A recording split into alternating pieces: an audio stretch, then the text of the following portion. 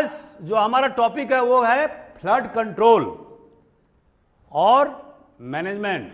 हर एक साल हिंदुस्तान में या तो बाढ़ कहीं न कहीं आता है, या कहीं ना कहीं सूखा आएगा, कहीं साइक्लोन आएगा, कहीं लैंडस्लाइड आएगा, ग्लेशियर कभी फूटता है, कभी क्लाउड बस्ट होता है। अभी आपने देखा होगा उत्तरांचल में, उत्तराखंड स्टेट में कि किस तरह से प्राकृतिक आपदा आया था और हिमस्खलन हुआ था। ये बहुत सारे जो फैक्टर हैं वो हिंदुस्तान में अमूमन आते रहते हैं। तो दोस्तों, सबसे पहले जो फ्लड है, फ्लड क्या होता है? जो अमूमन जो बाढ़ की जो परिभाषा है वो मैंने क्या कहा कि जब कछार जो है, जो इम्बैंकमेंट जो ए है और बी, इस दोनों को क्रॉस करके जब पानी इधर और इधर फैल जाए जमीनों पर, तो इसको क्या बोलते हैं? बाढ़।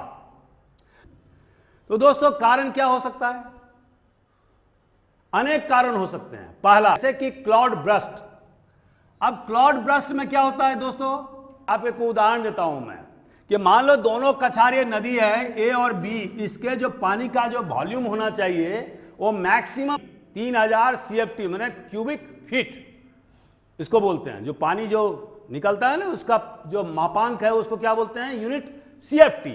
तो मान लो 3000 CFT है सपोज, और अगर क्लाउड बर्स्ट इसके ऊपरी इलाके में होता है यहां पर, और ये यहां पर जो फटता है तो पूरा क्या 5000 CFT पानी जो है ना दौड़ता है इस दोनों कछार के बीच, तो क्या होगा? 2000 CFT क्या हो जाएगा? लबालब होकर के इससे दोनों इम्बैंकमेंट मतलब किनारे ए और बी से क्रॉस करता हुआ और ये सारे जगह इधर उधर दोनों तरफ फैल जाएगा। दिस इज कॉल्ड बाढ़, दिस इज कॉल्ड फ्लड। ये तो केवल एक कारण है। दूसरा कारण क्या हो सकता है? Heavy rainfall. जब कैचमेंट एरिया में जब बारिश होती है तो उससे भी बाढ़ उत्पन्न होता है, क्योंकि आपको मैंने अभी जो सिंपल जो थ्योरी बताया कि दोनों कैचमेंट का जो कैपेसिटी वो फिक्स होता है, चाहे वो गंगा नदी हो, चाहे वो यमुना नदी हो, चाहे वो ब्रह्मपुत्र का नदी हो, चाहे वो इंडस रिवर हो, कोई भी नदी हो। गंगा नदी का चूंकि कैचमेंट एरिया बहुत बड़ा है तो उसका जो CFT होगा वो भी, जो वॉल्यूम ऑफ वाटर वो बहुत ज्यादा है, तो कम बारिश में वहां पर बाढ़ नहीं आएगी क्योंकि उसका जो कैचमेंट एरिया वो बहुत बड़ा है। लेकिन जो छोटी नदियां हैं उसका कैचमेंट एरिया चूंकि बहुत छोटा है तो क्या होगा? कम बारिश होने पर भी बाढ़ हो सकती है। पहला तो कारण मैंने बताया आपको क्लाउड बर्स्ट, दूसरा बताया हैवी रेनफॉल, तीसरा ग्लेशियर लैंडस्लाइड। ये होता है, जैसे कि आपने देखा होगा 2013 में केदारनाथ और उसके आसपास का इलाका जो है ना ग्लेशियर के फटने से ही हुआ था ना, जिसमें कि सारे इलाके बह गए थे। जो केदारनाथ के ऊपरी वाला इलाका जहां पर ग्लेशियर था, और उसके क्या क्या कारण थे उसके बारे में वैज्ञानिक अभी भी एक मत नहीं है। कुछ लोगों का कहना है कि चूंकि केदारनाथ में बहुत सारे जो पर्यटक जो वहां गए उससे तापमान बहुत ज्यादा बढ़ गया, और तापमान बढ़ने के कारण से जो है ना वहां पर ग्लेशियर जो है फट गया, पिघल गया, और वो पिघला तो वो चूंकि उसका जो पोजीशन था वो कहां था? केदारनाथ के ठीक ऊपर में।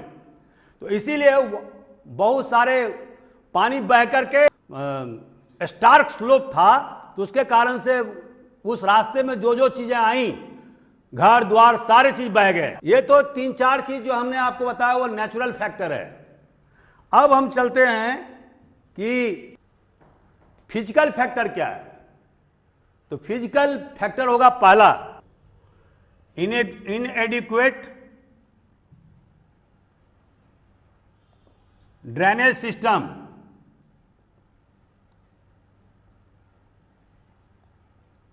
सबसे बड़ा फैक्टर आजकल क्या हो गया है? अर्बनाइजेशन के कारण, शहरीकरण के कारण से, पॉपुलेशन की बहुत ज्यादा वृद्धि होने के कारण से लोग क्या किया है?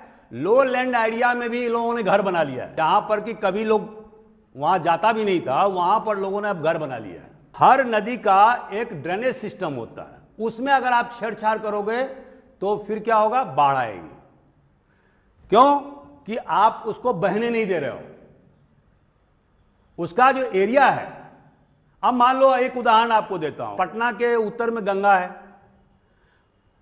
गंगा नदी जो है वो ठीक जो है ना दक्षिण में, माने दक्षिण साइड में सीधे पटना शहर है और उन्होंने एम्बैंकमेंट खड़ा किया हुआ है। अब दक्षिण तरफ तो गंगा जा नहीं सकती है क्योंकि शहर बसा हुआ है। उत्तर में क्या किया गया है? उत्तर में करीब करीब 20 किलोमीटर 25 किलोमीटर जहां तक कि आपको आंख से दिखता है, उतने दूर तक जो है ना कोई कंस्ट्रक्शन काम बिहार सरकार ने नहीं होने दिया है। क्यों नहीं होने दिया है? आप नहीं कर सकते। वजह, बारिश के समय में पानी जो है वो फैलता है उधर। अगर मान लीजिए उधर मतलब नॉर्थ ऑफ गंगा, जो हमने 25 किलोमीटर आपको बताया, अगर वहां पर घर द्वार बन जाए, दूसरे कंस्ट्रक्शन हो जाएं, तो क्या होगा? पटना शहर डूब जाएगा। क्योंकि पानी जो है ना, बहने का पानी का फैलाव जो उत्तर साइड में जो हो रहा है, अभी जो हो रहा है वो नहीं होगा। और अल्टीमेटली क्या होगा? Ultimately pressure will be mounted upon the city of Patna, और पटना शहर क्या हो जाएगा? बह जाएगा। क्यों? कि जो वॉल्यूम ऑफ वाटर है गंगा का, उसको जज्ब नहीं कर पाएगा पटना का जो एम्बैंकमेंट है, इसको बोलते हैं बांध। तो ये क्या है? ये ड्रेनेज सिस्टम का पार्ट है। अगर आपने ड्रेनेज सिस्टम को छेड़छाड़ किया, बाढ़ आएगी। दोस्तों, दूसरा कारण क्या होता है? Large catchment area. आप देखेंगे कि जैसे कि आप गंगा नदी ले लीजिए, आप गंगा नदी अपने आप में बहुत बड़ा विशाल नदी नहीं है। अगर आप गंगा नदी को ध्यान से देखिए तो उसमें क्या होगा? उत्तर बिहार और यूपी के उत्तरी हिस्सा, और इधर आप देखेंगे दक्षिण साइड से यमुना नदी मिलती है और सोन नदी मिलती है पटना के पास में, आरा के पास में, जो इधर से जाती है अपना अमरकंटक से। ये बहुत बड़ी नदी बन करके जाती है वहां। उसके बाद में पटना के पास में क्या होता है कि आप बूढ़ी गंडक नदी मिलती है, गंडक नदी मिलती है। उसके ठीक 50 किलोमीटर 100 किलोमीटर पूरब आपको कोसी नदी मिलती है, कमला नदी मिलती है, सैकड़ों नदी मिलती है गंगा में। तो अगर आप गंगा को इलाहाबाद में देखेंगे या इसके पहले, और अगर गंगा को पटना में देखेंगे, तो आप क्या पाते हैं कि गंगा कम से कम 10 गुना बड़ा है पटना में। जो गंगा इलाहाबाद में जितनी बड़ी है, उससे 10 गुना बड़ा, जिसका वॉल्यूम ऑफ वाटर के in terms of volume of water बोल रहा हूं, हमारे विचार से, मैंने दोनों जगह देखा है, 10 गुना बड़ा है। जो गंगा आप बनारस में देखते हैं, अगर पटना में देखेंगे आपको 10-15 गुना बड़ा दिखेगा आपको। क्यों ऐसा है? Because of the catchment area. और कैचमेंट एरिया क्यों है? क्योंकि there are so many subsidiary rivers which are meeting at Ganga at different points। उसी तरह से आप क्या देखते हैं ब्रह्मपुत्र में अक्सर बाढ़ क्यों आता है? बिकॉज 34 सहायक नदियां हैं जो ब्रह्मपुत्र नदी में मिलती हैं। तो इसके कारण से बाढ़ अक्सर आपको ब्रह्मपुत्र में होता है। अब ये तो 2 फैक्टर मैंने आपको क्या क्या, नेचुरल फैक्टर और फिजिकल फैक्टर बताया, और तीसरा फैक्टर क्या बताया? तीसरा human factor. What are the causes of the flood? तो फ्लड में तीसरा फैक्टर क्या आएगा? Human factor. अब दोस्तों, ह्यूमन फैक्टर में क्या क्या है? पहला जो मैं आपको पढ़ा चुका हूं, डिफॉरेस्टेशन। दूसरा सिल्टेशन, बर्स्टिंग ऑफ डैम्स, और इसके अलावा accelerated urbanisation. What is this siltation? जब रिवर बेड जो नदियां अपने साथ में मिट्टी भी ले जाती है, जब आपने देखा होगा जो पानी का रफ्तार धीरे धीरे होता जाता है, तो मिट्टी जो है ना धीरे धीरे बेड पर जमा होता जाता है। जो पानी में जो मिट्टी जो घुला हुआ रहता है, वो क्या होता है? जो फोर्स जो है पानी का, जो स्लो होगा, वो क्या होगा? मिट्टी बैठता जाता है बेड पर, and that is called siltation. Silt से होता है सिल्टेशन। नदी के जो बेड है, जो आप देख रहे हैं, उसके बेड को उथला कर देता है। ऊपर उसे उठा देता है। तो जब आपके रिवर बेड का मान लो, जैसे मैंने आपको गंगा नदी बताया, गंगा नदी का आपको मैंने ये भी बताया कि हर एक नदी का जो अपना एक दोनों कछार होता है, उसमें कितने पानी का वॉल्यूम होगा वो भी रहता है। ठीक है, अगर मान लीजिए रिवर बेड उथला हो गया तो क्या हो जाएगा? अब जितने पानी रहना चाहिए, जितना वॉल्यूम ऑफ वाटर होना चाहिए, वो क्या होता है? नहीं हो सकता है, कम हो जाएगा। तो जब कम होगा तो क्या होगा? तो पानी का फ्लो तो पहले ही से, पिछले साल भी वैसा था, इस बार भी ऐसा ही है। लेकिन इस बार क्या हो गया कि गंगा नदी जो है वो उथली हो गई है, क्योंकि सिल्टेशन बहुत ज्यादा हो गया फरक्का डैम के कारण से। ये सिल्टेशन जो समुद्र में जाके होना चाहिए था, वो वहां न जाकर के यहीं पर फरक्का के पास में हो गया, क्योंकि पानी का जो रफ्तार है उसको मध्यम कर दिया उसने, फरक्का डैम ने। तो इसके कारण से क्या हुआ? और फरक्का डैम से सबसे ज्यादा प्रभावित ये पूरा इसका जो बैकयार्ड वाला इलाका है वो कहां है? हालांकि ये तो वेस्ट बंगाल में है, लेकिन इसका पूरा बैकयार्ड इलाका कौन है? बिहार। इमीडिएट बैकयार्ड की बात कर रहा हूं। तो सबसे ज्यादा इफेक्टेड कौन सा एरिया होगा? बिहार। सबसे ज्यादा गंगा में पानी का वॉल्यूम कहां पर आता है? बिहार में। तो अब जब सिल्टेशन ज्यादा होगा तो क्या होगा? बाढ़ भी सबसे ज्यादा बिहार में होगा। और इसीलिए हम क्या देखते हैं, पिछले 10-15 सालों में सबसे ज्यादा जो है बाढ़ जो है ना बिहार में हो रहा है, बिकॉज ऑफ द सिल्टेशन। और इसीलिए वहां के मुख्यमंत्री ने नाराजगी व्यक्त किया है कि इसको कुछ तरीका अपनाओ जिससे कि सिल्टेशन कम से कम हो। दूसरा फैक्टर क्या? Bursting of dam. मैंने बताया जैसे बांध, जैसे पानी का वॉल्यूम एकाएक अचानक बढ़ जाए, बांध की कैपेसिटी, हर एक बांध की कैपेसिटी होती है, और उस कैपेसिटी से ज्यादा अगर पानी का वॉल्यूम हो जाए तो बैकयार्ड में तो क्या हो जाएगा? अगर आपने तत्काल बांध को ऊपर नहीं उठाया, अगर नहीं खोला, थोड़ा सा भी आपने ह्यूमन एरर किया तो क्या हो जाता है? वो बांध फट जाएगा। कमला नदी में क्या हुआ उत्तर बिहार में? उसके पहले 2011 में कोसी नदी में क्या हुआ? पूर्वी जो तटबंध था, एम्बैंकमेंट, कोसी नदी को पश्चिमी और पूर्वी दोनों तटबंध से बांधा गया है, क्योंकि वहां हिंदुस्तान में सबसे ज्यादा सिल्टेशन किस नदी में होता है? कोसी नदी में। कोसी नदी क्या है? It is antecedent river. Those rivers which are older than the rise of या ओरिजिन ऑफ हिमालयाज। हिमालय के उत्पन्न होने से पहले का रिवर है वो। अब वो कौन कौन सा रिवर है? पहला कोसी, और दूसरा सतलज, और एक तीसरा रिवर भी है। एक्सीलरेटेड अर्बनाइजेशन मैंने आपको बताया, आपको अभी मैंने बताया था कि अभी हमारे देश में जब आजाद हुआ था देश तो कितनी पॉपुलेशन था? लगभग 36 करोड़। अभी कितना पॉपुलेशन है? 130 करोड़। कितने गुणित बढ़ गए? लगभग 4 गुना के लगभग बढ़ गए। इतनी आबादी जो बढ़ी तो उसके दुष्परिणाम क्या हुए हैं? बहुत सारे जो लो लाइंग एरियाज थे वहां पर लोगों ने घर बना लिए हैं। जो खुले हुए मैदान थे, जो नदियों के लिए, बाढ़ के लिए सुरक्षित जगह था कि ये नदी के इलाके के लिए सुरक्षित इलाका है, जैसे मैंने आपको एक उदाहरण दिया अभी पटना का, उसके उत्तरी भाग का इलाका जो अभी भी सुरक्षित है, तो लोगों ने क्या किया? उनको कब्जा कर लिया। तो because of the accelerated urbanisation, शहरीकरण, पॉपुलेशन की वृद्धि होने के कारण से बाढ़ की समस्या बढ़ गई है। सबसे ज्यादा जो है वो बाढ़ से अफेक्टेड एरियाज हिंदुस्तान में कहां हैं? सबसे ज्यादा जो अफेक्टेड एरिया है वो यूपी का।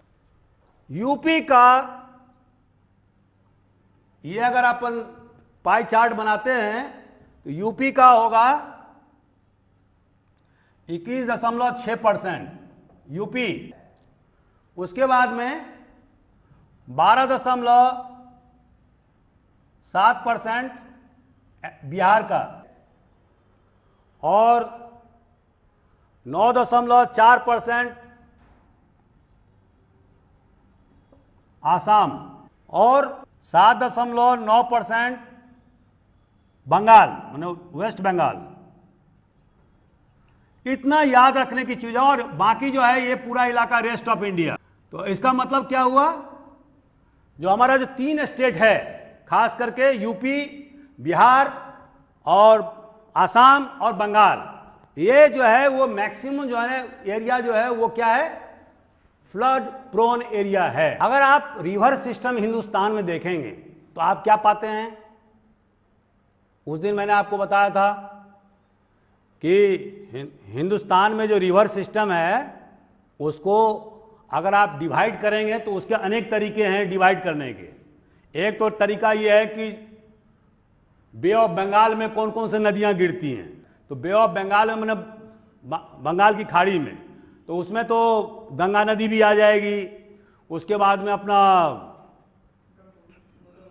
ब्रह्मपुत्र की नदियां आएगी, उसके बाद महानदी आएगी, उसके बाद दक्षिण की नदी है कृष्णा, गोदावरी, कावेरी, ये नदी सब बे ऑफ बंगाल में गिरती है। एक दूसरा तरीका ये हो सकता है कि अरबियन सी में कौन कौन नदी गिरती है, तो अपने हिंदुस्तान में अगर आप देखेंगे जैसे साबरमती है, लूनी रिवर है जो कच्छ में गिरती है, या अभी आप देखेंगे कि नर्मदा नदी है और ताप्ती रिवर है, उसके अलावा इंडस रिवर में जो ये मिलती है अपना सतलज, ब्यास और रावी, ये 3 रिवर जो है वो जो हिंदुस्तान में बहती है वो कहाँ चली जा,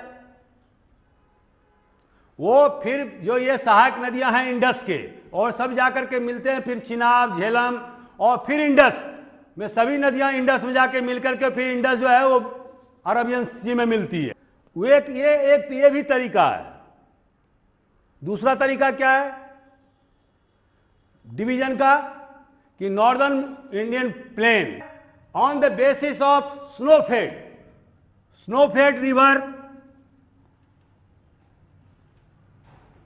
अब स्नोफेड रिवर में क्या आएगा, जो हिमालय से नदियां निकलती हैं, और बहुत सारी नदियां जो दक्षिण भारत की है वो स्नोफेड नहीं होती है, वो रेनफेड हैं। स्नोफेड में कौन कौन से आएगा, जैसे कि गंगा हुआ, कोसी है, यमुना है, इसके बाद में सतलज है, ब्यास है, ये सारी नदी क्या है, ये सभी स्नोफेड हैं। जो हिमालय में आप देखेंगे कि हिमालय में हमेशा बर्फ जो है, जो हिमालय के क्या है, 3 हैं उसके लाइन, एक ग्रेटर हिमालयाज, ये है मिडिल हिमालयाज और ये है शिवालियाज। तो शिवालियाज जो है इसमें ये कोई यहाँ पर स्नोफेड नहीं होता है, ना मिडिल हिमालय में होता है। स्नोफेड कहाँ पर होता है, ग्रेटर हिमालयाज में, और यहाँ की जो ऊंचाई होती है वो हमेशा 7000 मीटर से ऊपर है, और इसी में आपको माउंट एवरेस्ट भी मिलता है, इसी में कंचनजंगा मिलेगा, इसी में आपको नंगा पर्वत मिलेगा। They all are snow covered mountains, you know. इससे जो नदियां निकलती हैं वो क्या है, सालों भर उसमें पानी चलता रहता है। लेकिन दक्षिण भारत की नदियां में क्या होता है, सालों भर नदियां नहीं, मतलब पानी नहीं चलता है। क्यों, क्योंकि वो रेनफेड है, क्योंकि पश्चिमी घाट का ऊंचाई इतना ऊंचाई नहीं है कि वहां पर स्नो फेड हो या स्नो कवर्ड उसकी चोटी हो, या दक्षिणी घाट की ऊंचाई उतनी नहीं है कि वहां पर वो बर्फ जमे। लेकिन उसका भी मैंने एक एक्सेप्शन आपको बताया था कि उसके बावजूद भी कावेरी नदी जो है वो लगातार प्रवाह होने वाली नदी है। तो on the basis of regular source of water, तो हम क्या देखते हैं कि जो प्लेन जो है हमारे हिंदुस्तान का, वहाँ पर नदियाँ जो है हमेशा सालों भर चलती रहती हैं, उसमें पानी का बहाव होता है। और दक्षिण भारत की नदियाँ क्या देखते हैं हम, बारिश के समय में बहती है, अधिकांश समय सूखी रहती है। जैसे आप साबरमती नदी देखेंगे, अभी जाकर के गुजरात में देखो एकदम सूखा हुआ पड़ा होगा। लूनी नदी देखिए एकदम सूखा हुआ, राजस्थान से गुजरती है। क्यों, कि वहाँ पर सोर्स ऑफ वाटर नहीं है उसके पास में। अरावली इतनी ऊंची नहीं है कि उससे जो है ना स्नो कवर्ड रहे, जिससे कि हमेशा लगातार उसे पानी बहता रहे। हाँ, बारिश यदि जरूर वहां पर कैचमेंट एरिया में होगा तो फिर वह नदी लबालब भर जाएगी। तो सबसे ज्यादा जो हमारे देश में जो फ्लड का जो प्रकोप है वो सबसे ज्यादा कहाँ है, यूपी में, बिहार में, ब्रह्मपुत्र के मैदान में। कभी कभी आप देखेंगे दूसरे जगह पर भी बाढ़ आ जाती है, जैसे कि बीकानेर में, जैसलमेर में एक बार 2006 में बहुत जबरदस्त बाढ़ आ गई थी। वाई, इसलिए आई थी जो कि क्लाउड ब्रस्ट हो गया, तब बादल फट गए थे। और बादल फटने के कारण से अब चूंकि वहां तो बरसों से रेगिस्तान रहा है, तो वहां पर कोई ड्रेनेज सिस्टम तो रहा है नहीं प्राकृतिक। तो जब क्लाउड बर्स्ट हो गया और ड्रेनेज सिस्टम नहीं है तो क्या होगा? आपने देखा होगा बीकानेर जैसे जगह में, जैसलमेर जैसे जगह में एक एक बांस के लगभग पानी भर गया था। तो वो सब एक असाधारण घटना है। लेकिन अमूमन जो हमारे देश में हम अधिकांश क्या देखते हैं, जो बाढ़ आती है वो अधिकांशतः हमारे हिंदुस्तान के जो गंगा ब्रह्मपुत्र का जो मैदान है उसमें अधिकांशतः बाढ़ आती है। लेकिन कभी कभी हम देखते हैं कि जो डेल्टा है, जैसे कृष्णा, गोदावरी या कावेरी, ये जो नदियां हैं ये अपने साथ आप देखेंगे कि डेल्टा का निर्माण करती है दक्षिण भारत में। तो यहां पर भी जब बारिश बहुत ज़्यादा हो जाती है कैचमेंट एरिया में, तो बाढ़ जो है वो कोस्टल एरिया में हो जाता है। तो ये एक्सेप्शन है। लेकिन इन मोस्ट केसेस जो सबसे ज़्यादा जो बाढ़ का जो खतरा है हिंदुस्तान में, वो कहाँ है? ब्रह्मपुत्र के मैदान में, गंगा के मैदान। प्रबंधन, तो मैनेजमेंट, व्हाट इज मैनेजमेंट? कम लागत पर आपदा को अधिक से अधिक नियंत्रित करना या कम करना, या बाढ़ के विभीषिका को कम करना ही मैनेजमेंट है। 1954 से भारत सरकार ने इस पर ध्यान दिया। और ये क्यों दिया? क्योंकि 1954 में कोसी में बहुत जबरदस्त बाढ़ आई थी, जिसमें कि उत्तर बिहार के आधे हिस्से डूब गए थे। उस समय की कांग्रेस सरकार ने माने नेपाल और बिहार दोनों को, उत्तर बिहार को पूरी तरह से छत बिछत कर दिया था कोसी नदी ने। तो उसी कारण से सरकार ने फिर 1954 में एक बाढ़ पॉलिसी और बाढ़ आयोग की स्थापना किया, बाढ़ आयोग। और दोस्तों, मैनेजमेंट के महत्वपूर्ण अवयव क्या हैं? What are the elements of the management? पहला, फोरकास्टिंग। भारत की सरकार ने विभिन्न नदियों में, नदियों के लिए कि जल स्तर कम बढ़ रहा है कि ज़्यादा बढ़ेगा, उसको मापने का उन्होंने जगह जगह जो है ना मापांक लगाया हुआ है। और इससे लोगों को आगाह भी वो करते हैं रेडियो के माध्यम से। पहले तो रेडियो के माध्यम से होता था, अब टेलीविजन के माध्यम से होता है। विभिन्न संचार माध्यमों से, लाउड स्पीकर के माध्यम से भी हो सकता है। तो फोरकास्टिंग, फोरकास्टिंग में क्या क्या किया जाता है? पहला, observation and collection of data. Data किसका? Hydrological, data of hydrological. इसका अर्थ यह होता है कि पानी का वॉल्यूम कितना होगा आने वाले 24 घंटे में। मेट्रोलॉजिकल माना आकाश की स्थिति क्या है, क्या ऊपर से बारिश होने वाली है, क्या जो जहां से सोर्स ऑफ वाटर है उस पर्टिकुलर नदी का, तो वहां पर अभी क्या सिचुएशन चल रहा है, क्या वहां पर और ज़्यादा वॉल्यूम ऑफ वाटर उस नदी में आने वाला है क्या। ये सारे चीज़ों का कलेक्शन ऑफ डाटा क्या होता है? ये सब ऑब्जर्वेशन किया जाता है। अपने जो मौसम वैज्ञानिक होते हैं वो, और इसके आधार पर फोरकास्टिंग करते हैं, पूर्वानुमान लगाते हैं कि क्या आगामी 48 घंटे में क्या स्थिति होने वाली है। और उसी के आधार पर लोगों को वार्निंग दिया जाता है कि आप इस इलाके को छोड़ के चले जाएं, ऊंचे स्थानों पर चले जाएं, ताकि जान माल का नुकसान नहीं हो सके, मवेशी को उठा के ले जाएं, सुरक्षित जगहों पर पहुंच जाएं। और इसीलिए आपने देखा होगा भारत सरकार ने कम से कम जो है, जैसे कि गंगा और उसके ट्रिब्यूटरी के लिए 71 फोरकास्टिंग स्टेशन बनाया हुआ है।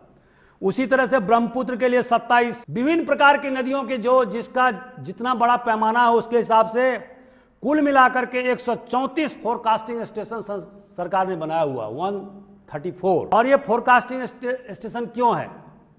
बिकॉज आपको समय रहते हुए सावधान करना, सूचित करना, ताकि आप सजग हो जाएं, अपना जो बहुमूल्य सामान है उसको लेकर के वहां से चले जाएं, ऊंचे जगहों पर चले जाएं, आप घिरे नहीं। स्टैब्लिशमेंट ऑफ कंट्रोल रूम, आपने देखा होगा कि जहां जहां बाढ़ से प्रभावित एरिया होता है वहां पर सरकार क्या करती है? कंट्रोल रूम स्थापित करती है। वहां पर सेना के जवान रखे जाते हैं, ताकि अगर कोई सूचना आती है तो तत्काल जो है रैपिड एक्शन फोर्स इमीडिएटली वहां पर रश किया जाता है और वहां पर फिर रेस्क्यू ऑपरेशन किया जाता है। फोरकास्टिंग मतलब क्या होता है? आपको वार्निंग सिस्टम दिया जाता है। आपदा प्रबंधन के 4 भाग मैंने बताए थे आपको। मिटिगेशन, पहले मिटिगेशन, रिलीफ और चौथा रिहैबिलिटेशन। और दोस्तों ये 4 भाग हमने बताए थे उस दिन आपको आपदा प्रबंधन में। इस सेम जो है, चूंकि बाढ़ भी एक आपदा ही है, तो यहां पर वही फॉर्मूला लागू होगा। मिटिगेशन मतलब क्या होता है? किसी चीज को समन करने का तरीका, माने उसको कम करने का तरीका। और क्यों तो करने का तरीका? क्योंकि जब कोई घटना हो जाती है तो उसको कंट्रोल करने के लिए या रिहैबिलिटेशन करने के लिए, जिसको पुनर्वास कहते हैं हिंदी में, तो आपको उससे 50 गुना ज्यादा लागत लगेगा, खर्चा आएगा। लेकिन अगर शुरू में, मान लो एक उदाहरण मैं देता हूं, मान लो एक मकान है, 4 मंजिला मकान है, आपको लगा कि थोड़ा सा इसमें टूट फूट, अगर आप उसको ठीक कर दिया आपने, मुश्किल से उसमें 1 लाख रुपया लगेगा। अगर मान लीजिए वही मकान टूट के गिर गया बारिश में, व्हाट विल हैपन? एक तो उसमें जो 100 लोग रह रहे हैं वो मर जाएंगे, या कम से कम आधे लोग मर जाएंगे। अब हर आदमी जो मरा है उसको सरकार को देने के लिए 2 लाख 4 लाख रुपया अगर देगा तो कितने लाख हो गए? जोड़ लो।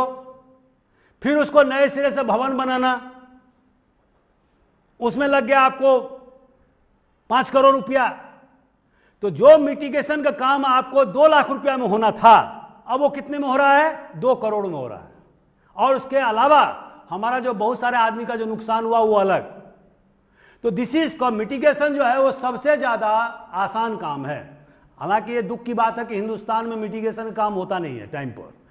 जब कोई घटना दुर्घटना हो जाती है तब लोगों की आंखें खुलती हैं और तब लोग जो है ना फिर बड़े बड़े योजना करते हैं या योजना बनाते हैं, लेकिन शुरुआती में करता नहीं कोई। मिटिगेशन उसका प्रिपरेशन में तैयारी। तीसरा होता है रिलीफ। रिलीफ क्या होता है? तत्कालिक मदद। जैसे मान लो आप बाढ़ में घिर गए, आपको पानी की आवश्यकता है, क्योंकि बाढ़ का पानी तो पी नहीं सकते, तो पानी दिया, आपको खाने का डिब्बा भेजा गया ताकि आप जीवित रह सकें। These are the temporary measures, that is called relief measure. और रिहैबिलिटेशन चौथा, पुनर्वास मतलब क्या होता है? परमानेंट सॉल्यूशन, वेयर एम्प्लॉयमेंट, या आपको रोजगार दिया जाता है, आपके बच्चों के स्कूल के फीस भरे जाते हैं, आपको घर बना के दिया जाता है क्योंकि आपका घर टूट गया है। तो ये सारे चीज जो है वो पुनर्वास का में आएगा। तीसरा पॉइंट क्या है? Construction of dams and embankment. बाढ़ को कंट्रोल करने का तरीका क्या है? जैसे अभी आपको मैंने बताया, कोसी नदी इतना ज्यादा इधर से उधर बहती थी, हजारों लाखों लोगों को मार देती थी। तो सरकार ने क्या किया कि दोनों तरफ, पश्चिमी तटबंध और पूर्वी तटबंध दोनों बना दिया और बीच में घेर दिया उसको। हालांकि 2011 में उसने पूर्वी तटबंध को तोड़ दिया था, लेकिन फिर उसको कंट्रोल कर लिया गया। उसी तरह से सारे नदियों को एम्बैंकमेंट के द्वारा, तटबंध के द्वारा हम उसको नियंत्रित कर सकते हैं। और उस पर हम बांध करके क्या करेंगे? बांध बांधेंगे और उसका जो एक्स्ट्रा वॉल्यूम ऑफ वाटर होगा उसको डाइवर्ट करेंगे दूसरे जगह। तो अब कोसी में क्या होता है, हमने क्या देखा है कि उसके जो बहुत एक्स्ट्रा जो पानी होता है उसको दूसरा जो नदी है भूथी बलान, उसमें जोड़ दिया गया। तो उस इलाके को अब जो है ना उसमें पानी चला गया, तो जो वॉल्यूम ऑफ वाटर जो है कोसी का वो क्या हो गया? कम हो गया। तो डैम, यदि हम डैम बनाते हैं और उस डैम बना करके उस पानी को डाइवर्सन हम दूसरे नदियों में कर देते हैं, तो क्या होता है? बाढ़ की विभीषिका को हम कंट्रोल कर सकते हैं, जैसे हमने कोसी नदी को कंट्रोल किया है। चौथा, स्ट्रीम चैनल इंप्रूवमेंट। अब दोस्तों चैनल इंप्रूवमेंट मतलब क्या होता है मैनेजमेंट में? मैंने क्या कहा आपको कि सिल्टेशन होता रहता है नदियों के बेड पर। तो जब बाढ़ आएगा, बाढ़ कब आती है? जून में, जुलाई में, उत्तर भारत में जब मानसून गिरती है, उसके पहले आप देखिए सारे सिल्टेशन को, अब आजकल तो जेसीबी मशीन हो गया है, साफ करिए उसको, निकाल दीजिए मिट्टी को। अभी अगर सुएज कैनाल में जो बहुत बड़ा जहाज जो फंस गया था, जिसके बारे में अभी आपको बताया गया था, तो उसमें क्या किया उन्होंने? ड्रेजर से सारे उसके नीचे का मिट्टी निकाल दिया सुएज कैनाल से। तो जब वो कर सकते हैं तो आप क्यों नहीं कर सकते हैं? अगर फरक्का डैम के कारण से सिल्टेशन गंगा नदी में हो रही है, तो अभी तो गंगा नदी में पानी बहुत कम है, आप लगाइए, मशीन लगाइए, पूरा साफ करिए उसको। तो इसी तरह से मैंने क्या क्वेश्चन दिया यहां पर, क्या दिया, चैनल को इंप्रूवमेंट करना। माना जो नदियों का जो चैनल है, जो नदियां तो एक निश्चित चैनल में बहती है ना, तो उसके जो रिवर बेड है उसको साफ कर दीजिए, इंप्रूव कर दीजिए, सफाई करिए उसको समय समय पर। उससे क्या होगा, वॉल्यूम ऑफ वाटर ज्यादा से ज्यादा वहां रहेंगे। तो जब वॉल्यूम वाटर ज्यादा होगा तो क्या होगा, बाढ़ की विभीषिका भी कम होगी। एफॉरेस्टेशन, जो नदियों के जो दोनों तटबंध हैं वहां पर आप पेड़ पौधे लगाइए 2 किलोमीटर तक, 2 किलोमीटर चौड़ाई में, लंबाई में नहीं, चौड़ाई में।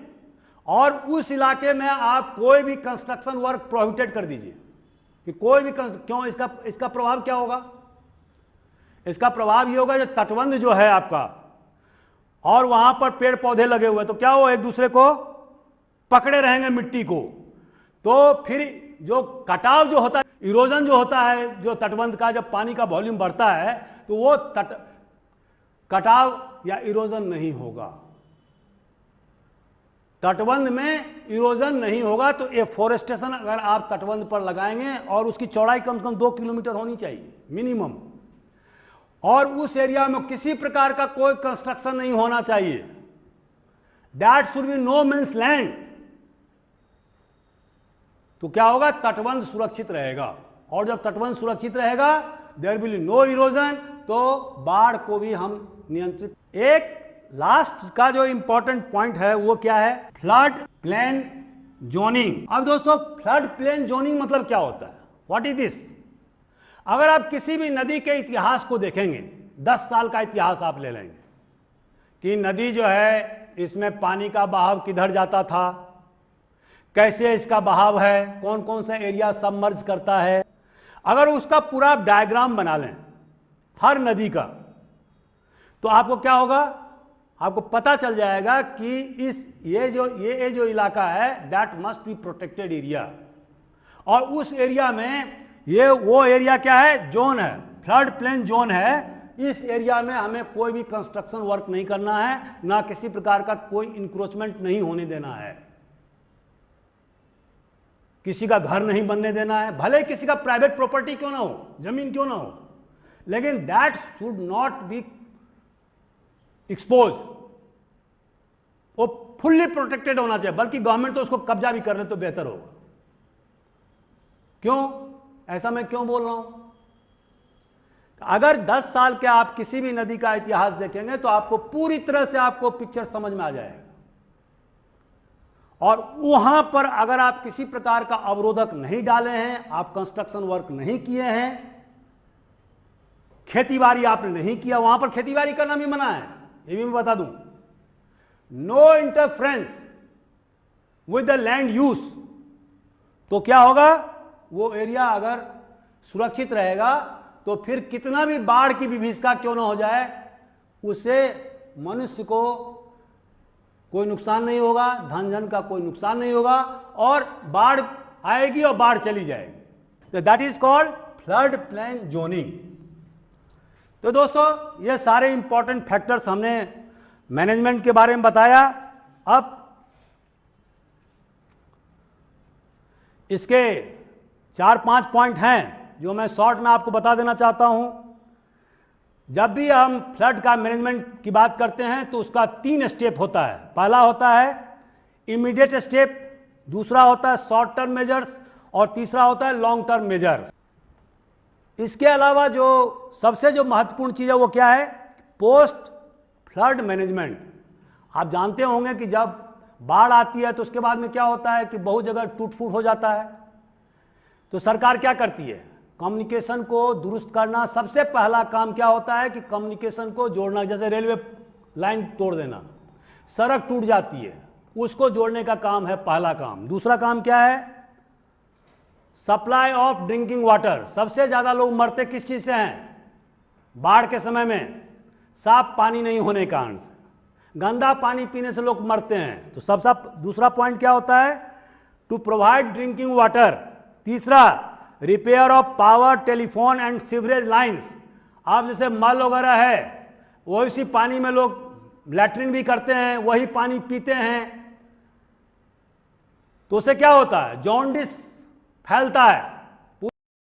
तो सबसे पहले हमें क्या काम करना होता है, रिपेयर ऑफ पावर, बिजली को रेस्टोर करना, टेलीफोन व्यवस्था करना, सीवरेज व्यवस्था करना, और उसके अलावा supply of food, shelter and clothing,